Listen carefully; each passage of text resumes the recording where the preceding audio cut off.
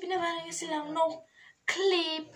Astăzi o să facem challenge-ul. Eu o să mă machiez pe mine cu ochii închiși și o să vedem cum o să iasă. Deci, să începem! Ea deja a închis ochii și eu o să aleg dintre 3 rujuri. O să le aleg pe ăsta. Deci o să-i dau rujul în mână. Uite. De sine.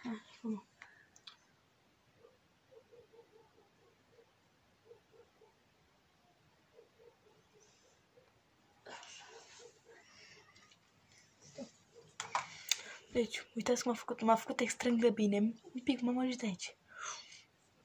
Acum o să mă dea cu rimel. Deci, hai să-l desfac. Să vedem acum cum fac. Uite-l. Ai grijă.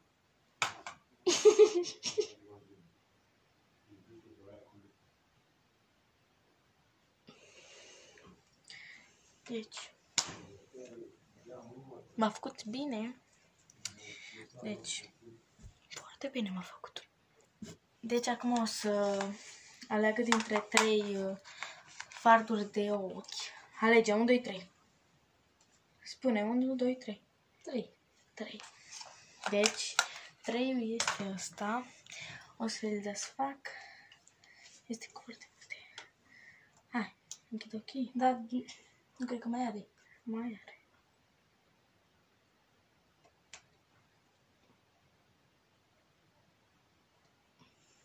Deși.